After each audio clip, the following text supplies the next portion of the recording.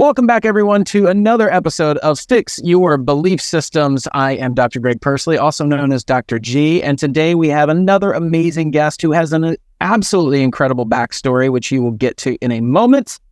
But I'm going to go ahead and introduce Miss Amberly Lago. She is a TEDx speaker, best-selling author, podcast host, Nike-sponsored athlete, and nationally recognized fitness coach who overcame 34 surgeries. That's what I said, 34 surgeries to save her leg from amputation after a near-fatal accident. She is known as the Resilience Queen, and her message of grit and grace and perseverance is driving results and helping people reach peak performance in every area of their life. And if I couldn't find a better person to talk about the 5 pillars in the Fix Your BS world: relationships, career, health, faith, and finances, this is somebody that I could find that could speak about all of them. So thank you, Amberly, for being here. I appreciate this. Oh my goodness. Thank you so much. And thank you for that awesome introduction. I just want to hang out with you all the time. Yeah, I try to keep the energy high, and I love being around people that are the same, which is why I wanted you to be on here, so people had a good understanding of how to overcome challenges in life, especially the ones that you don't see coming.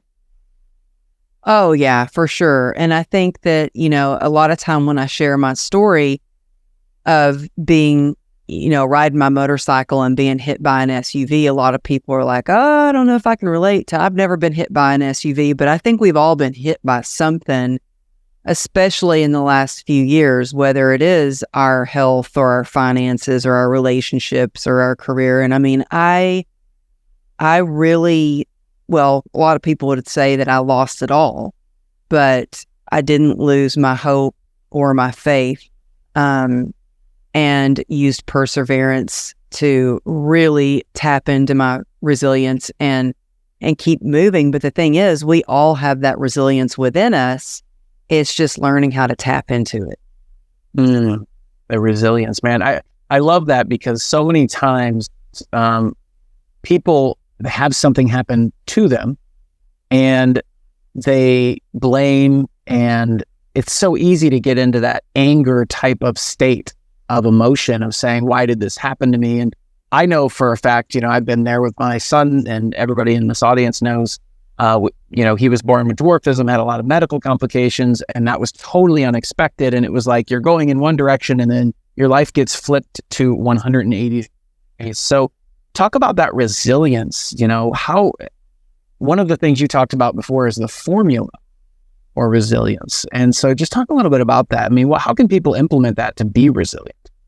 Well, I want to go back to what you said about a lot of times when something happens, we can blame or get angry or get mad at God, or why did this happen to me? And I remember being in the hospital, and I was never angry at the man who hit me. And I know that sounds weird. And in fact, when I wrote my book, I would write and send it to the editor, and he would bring it back, and he brought the edited version back, and he had added in this stuff about me being angry. And I'm like, whoa, what is this? I didn't write this. Like, I wasn't angry. And he goes, Amberly, you have to, of course you had to be angry. This guy hit you. You had 34 surgeries because he crashed into you. You were thrown 30 feet. You almost died. Of course you were angry. And I said, but no. He said, well, people are going to think something's wrong with you if you don't write that you're angry. And the thing is, I was not angry because I knew, I think it's really important. And I think if resilient people really know what to put their focus on. And I knew that I didn't have time to be angry, that I needed to put all of my energy into healing, into focusing on how to get better, and focusing on how to just get through the day, one day at a time. And, I did a pretty good job about getting through surgery after surgery in the hospital. Don't get me wrong, it was hard. And there were times where I would be laying in the hospital bed. And I remember one time specifically where I was laying there looking down at my leg that was held together by these, it was called a halo. There's these metal rods that basically held my bones into place.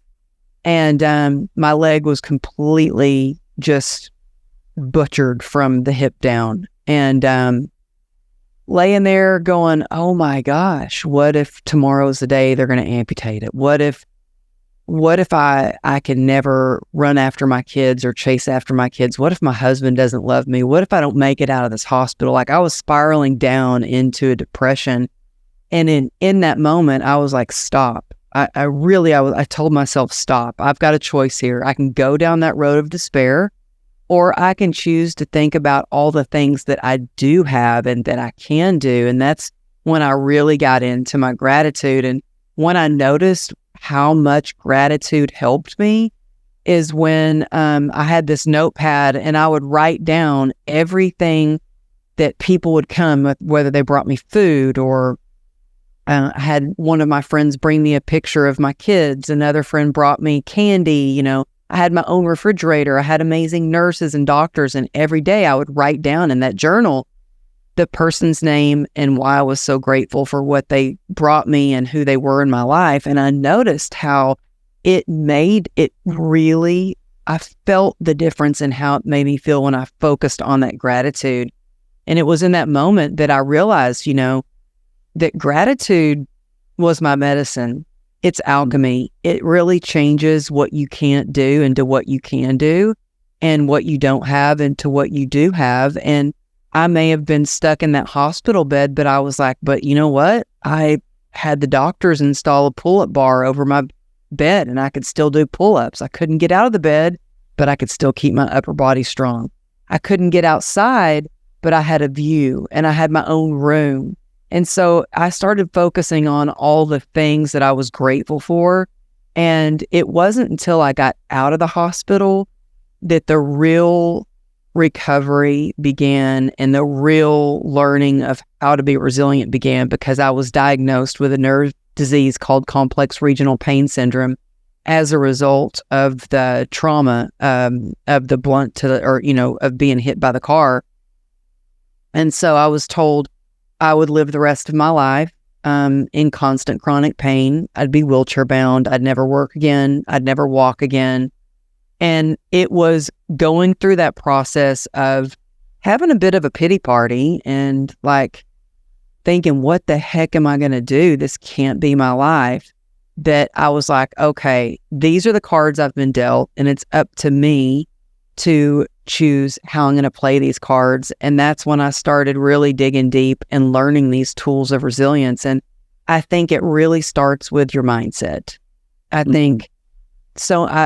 People go, oh, you can't get through pain with your mindset. And I'm like, no, it starts with your mindset. It's not just your mindset. And that's one of the things that I love that you do is you talk about all the different things like the health, the finances, family, relationships. And it's everything, but I think it starts with your mindset.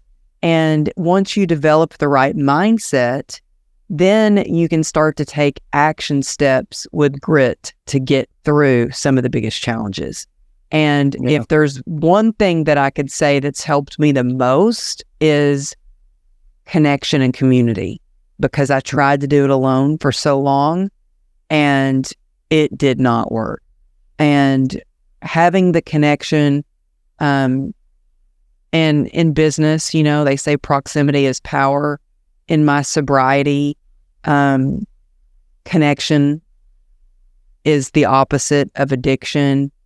In entrepreneurship, masterminding and connecting is how you grow and become more successful. So reach out for help if you're struggling. That's something that was really hard for me, but it's changed my life. It's saved my life. Wow. It is so many great points there that you could really unpack. But I want to go back for a second because you said something that was really interesting. I hear this a lot when I talk to people with injuries, or if they have, degenerative arthritis, or they have joint problems or whatever. They say, I was told I would never blank. I was told that I couldn't blank.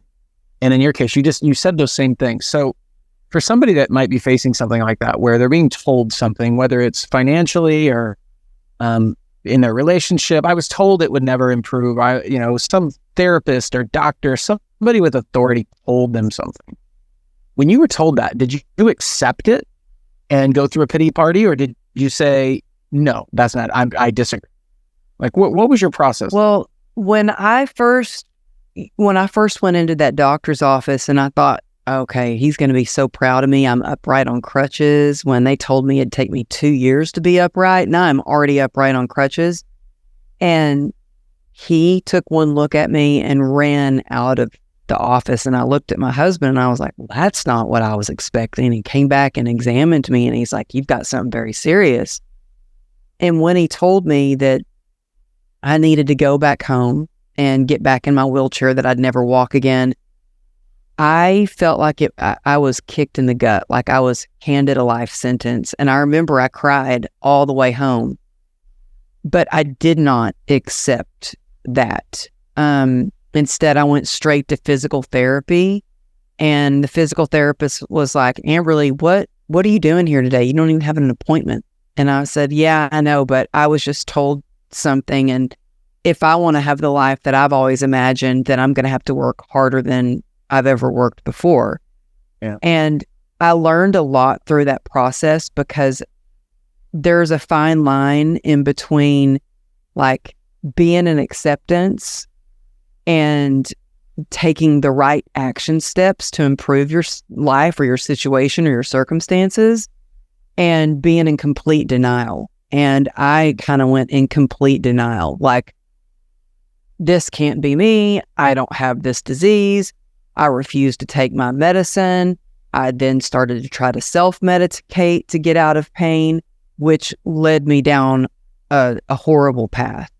And it wasn't until I got in complete acceptance for the diagnosis, not for what he told me I was going to be capable of doing, but acceptance for, okay, I have to accept that I have been diagnosed with complex regional pain syndrome. The third doctor has told me, yes, indeed, you have this.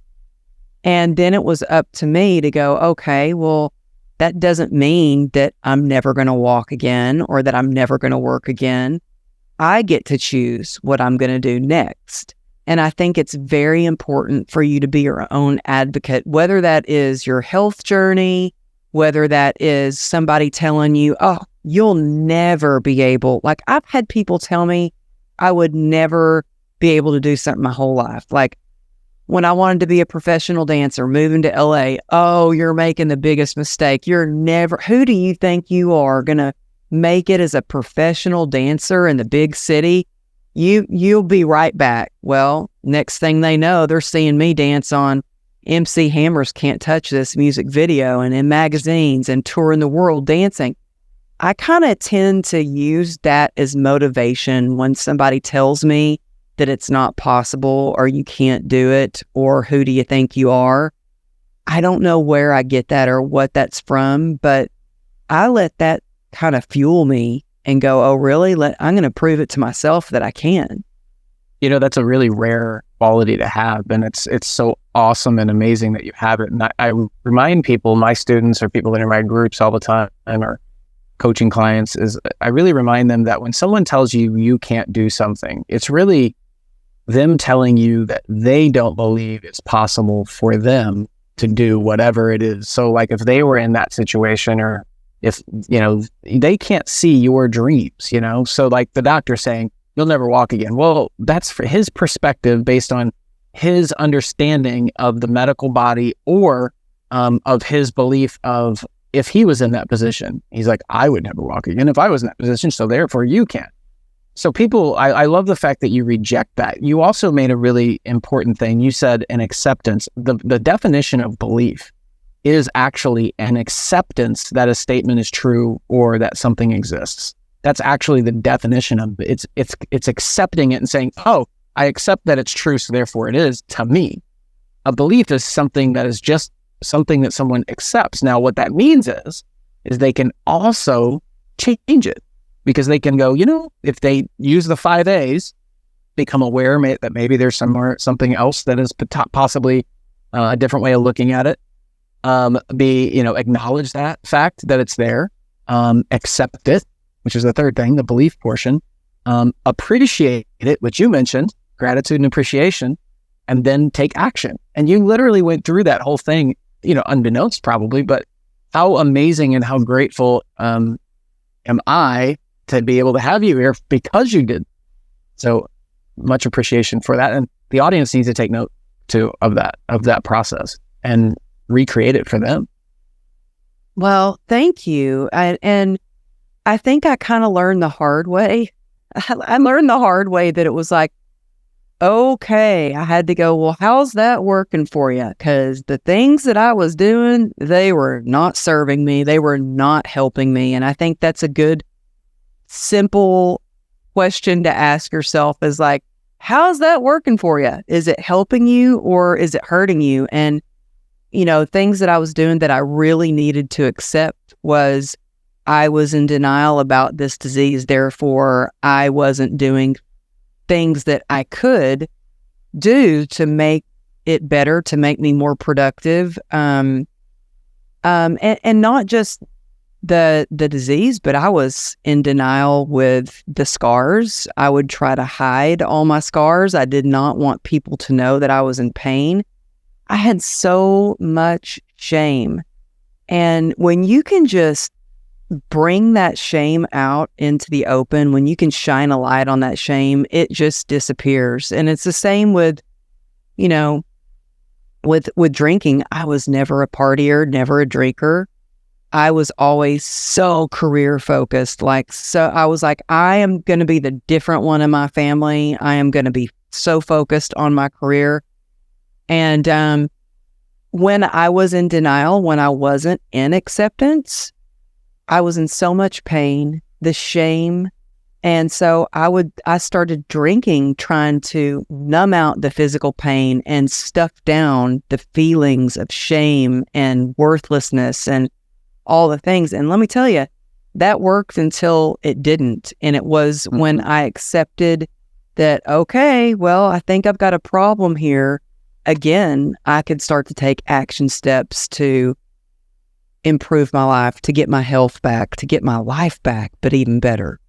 Yeah, that's awesome. And shame is something that is disguised as fear. It's fear of acceptance. It's fear of what will other people say? What do I, shame of myself? What am I thinking about myself? What if other people think about me what I'm thinking about me right now? Oh my gosh, they're going to hate me. They're not going to like me at all. It's this fear-based thing that comes about. But it's so interesting when you talk about the elephant in the room type deal, how freeing that is, how liberating that really is. I mean, hey guys, this is who I am. This is real life. And it's okay. And I accept that it's okay. It is the way it is. And how about the courage that it takes for you to go through that accident, to go through the acceptance of all of this, and to say, I'm going to use this as fuel to help others. I mean, the courage that it takes, because I guarantee you, anytime that you have some sort of celebrity that you gain, you get people that are naysayers. You get the negative Nellies. You get the people that detract from what you're trying to do. I mean, how have you dealt with those? Because that's a different type. That's a different thing that you run into when you start to have some fame and celebrity and notoriety and become a bestseller and get on TV shows and be sponsored by Nike and all the things that you've done. Oh man, it's crazy. So I remember, wanting to share my message and the whole point of me writing my book was I thought I could not have gone through this much hell for nothing. Like if I can use this pain and inspire someone, give them hope, give them some tools, then it will turn that pain to purpose for me. And so that's the reason I wrote my book. And I remember, I was on the Today Show and I was like, oh my gosh, I cannot believe this is like, they want to interview me on the Today Show. And then that went, pretty well, didn't have any haters or anything. Then I was on the doctor's TV and they edited like a 10-minute portion to like 2.5 minutes. And they cut out like all the part of the interview where it shares that, I did a spinal stimulator. I had spinal block, spinal radio frequency, ketamine infusions, Eastern, Western medicine. I tried all these different treatments. I mean, everything under the sun, and nothing was working. And the thing that helped me the most was resilience. And it started with my mindset. Oh my goodness. The haters came out of the woodwork. I mean, I was in this support group for complex regional pain syndrome, and I thought these people were my friends. They were attacking me left and right, calling me, well, the author must be crazy. She says that she uses her mindset to get through pain. It was horrible. And I remember I was on the road about to go speak to a women's empowerment group, and I'm sitting in the makeup chair, and I called my husband, and I'm like, oh my gosh, my phone won't stop pinging. Like it was all these Facebook notices like, ping, ping, The haters, they're just coming after me. They hated the interview, and they said I'm a disgrace to the CRPS community and blah, blah, blah. And he goes, congratulations. I'm like, what? He goes, you're making a point. If you weren't making a point, then you wouldn't have haters coming out. You're obviously triggering something in them. Maybe it's something that they're not doing or they don't. Maybe it's a mirror to what they're not doing in their life. But I was like, oh, okay. But it was still hard. It was still hard. And it was like, I got all these 5-star reviews for my book. And I look, and there's one-star review. What do you think I look at? I don't look at all the 5-star. I go to look at the one-star review. That was in the beginning. I don't do that anymore. I'm like, okay, whatever. If they're going to review it, they didn't like it, whatever, I just have to keep my side of the street clean. I just have to keep being the best person that I can be, continuing to be kind, continuing to grow and learn and be of service however I can, and be in my truth. Because once you said this earlier, once you've accepted kind of where you are and who you are, it's like anybody can say anything about you because you're comfortable in your own skin and you're comfortable with who you are. Took me a long time to get that way. And most people, if they don't work towards it, will never get there. To be the most confident person in the room, you have to be the person that has nothing to hide, person that's able to put it all out there. I had a very similar story. I wrote a book in 2014 called A New Kind of Normal. It was our understanding or our family's journey of dwarfism, having a kid born with dwarfism. And it really categorized or looked at the first 3 years of his life and all the things we went through. And in that book, I don't remember where the statistic was from at this point, but I quoted a stat, and it said something along the lines that 85% of parents who have a special needs kid end up getting divorced. And I had the quote in there and whatever. But my local newspaper and then regionally, they picked it up and did a little story on it and stuff. And it really affected me because I was coming from a place of trying to help people. But the haters that came online and commented at that time, 2014, so we're talking a decade ago, really, really affected me. Negative. I mean, I would be like, why are they doing this? I don't understand. Like, that's not true. And where'd you get that?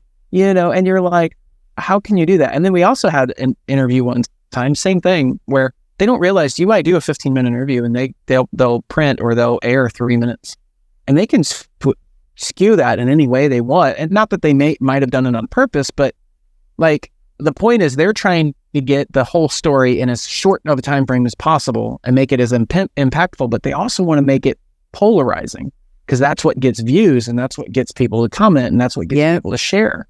Yeah. And the same thing happened with us because my wife made a comment. She said, with our son being so critical, I mean, it was like if he got disconnected from the vent and oxygen, you had 15 seconds or he was turning blue and passing out. Like that was that quick, you had to get to him. And one time she said, I can't tell you how many times I've had to kick equipment out of the way to get to him to reconnect him. That's what she said. Well, at that same time, we also had an issue with one of the machines. It wasn't working properly, and it was an expensive machine. And luckily, we live in a country where insurance was covering it. But they took that as and cut this little blurb out and said, well, obviously she must be throwing equipment around. And the company had to show up at our house because that's probably why the machine wasn't working, because she was throwing equipment around. I'm like, no, you just totally took it out of context. She was basically alluding to the fact she had to get to him quick, like without saying I had to get him really quick. And it's just funny how that works. So I've experienced both of those things, and it is tough when your purpose is and your intentions are to help people and you mean well, and for someone to take it so negatively. So how do you say, you know what? How did you get over that? How did you get over that understanding of just, you know what? That's not going to bother me. Oh, well, first of all, you find your people pretty quick the more you start to share your truth. And I got out of that group right away. I was like, these are not my people, because this so-called support group, they like being in that victimhood mentality, and they don't want to hear any suggestions for bettering yourself, or they're obviously, because they're coming down hard on me. I'm like, so I think it's like so important to like focus on what you can control. Like I said, being a good person, but then get away from those groups, get out of that circle. I got out of that Facebook support group so quick and never looked back. And I was like, it's supposed to be a support group of, people that are appreciative and grateful and supporting each other. And it turns into coming down on somebody, and you're just, and it was crazy because half of the people in the group like knew me and the other half didn't. And they were arguing about me, like people like fighting for me, people fighting against me. And I'm like, whoa, what is going on? Hello? I'm a regular person just like you. Stop calling me the author. Like, my name's Amberly. I'm just like you. I'm just trying to help people. And so I think what really helped me with that was to get out of that circle, and also to really pay attention to what I was putting my focus on. Like, if I see, and it really takes some restraint sometimes, because I want to look at the 1-star review, but I don't. I'm not going to read it.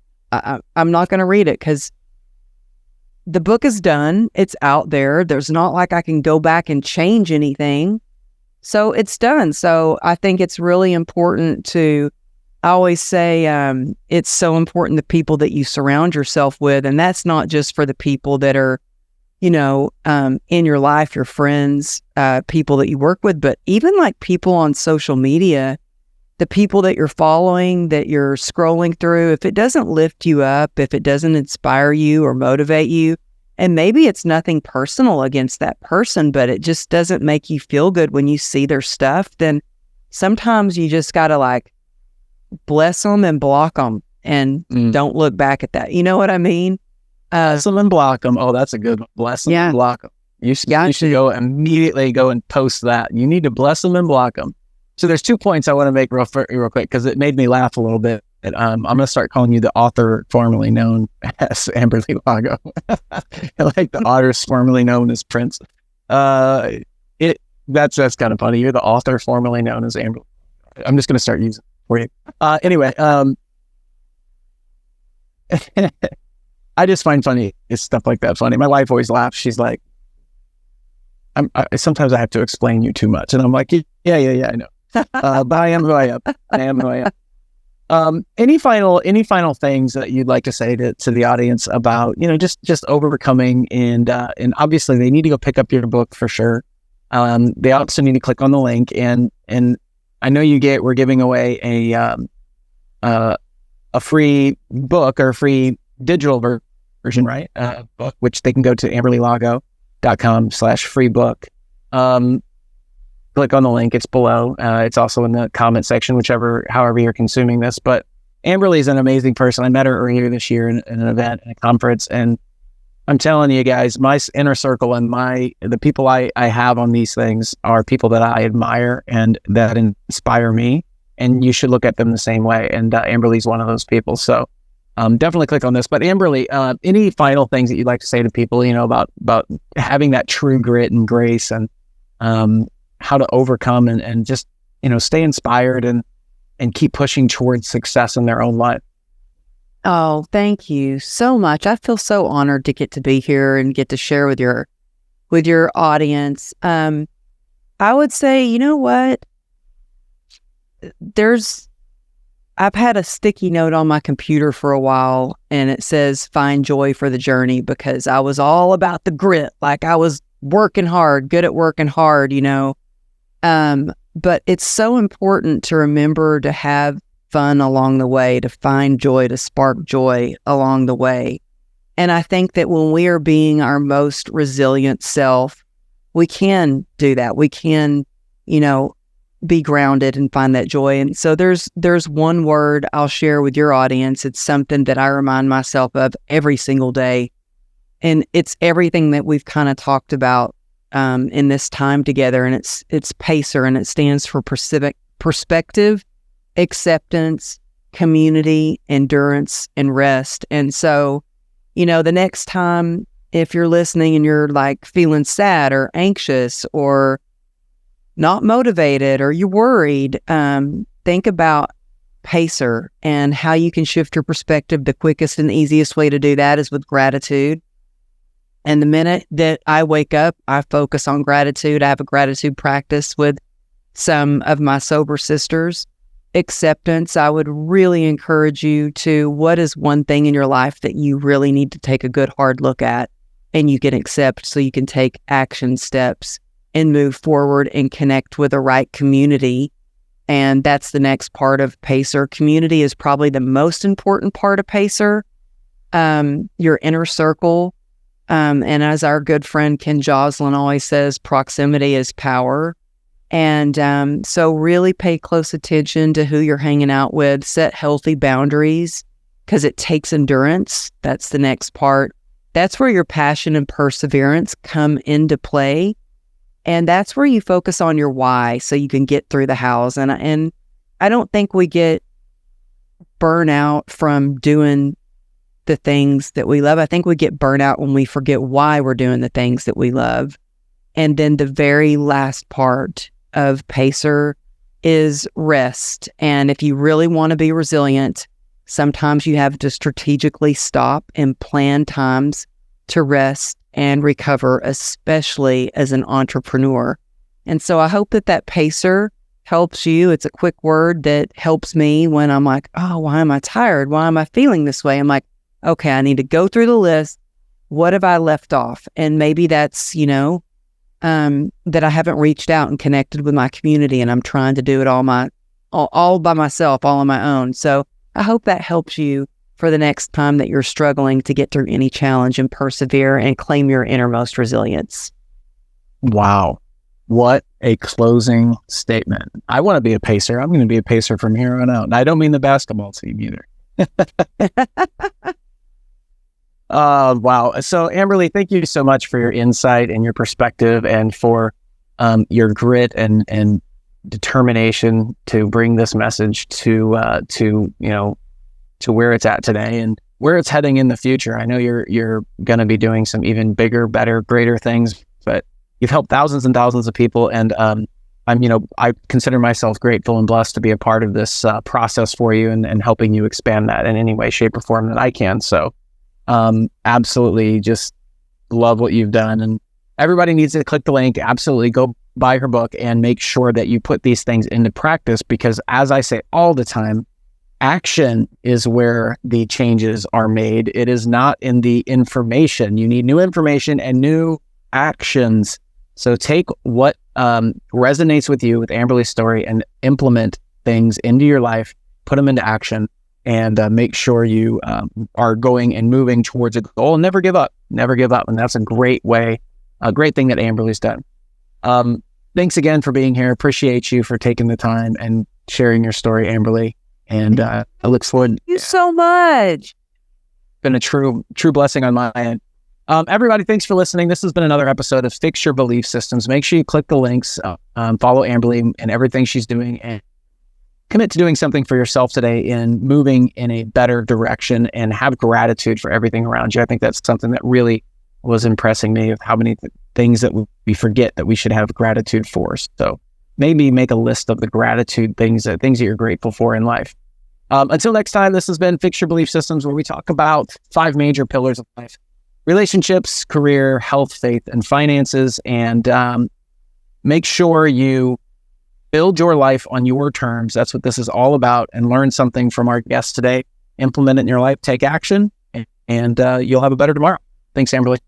Thank you.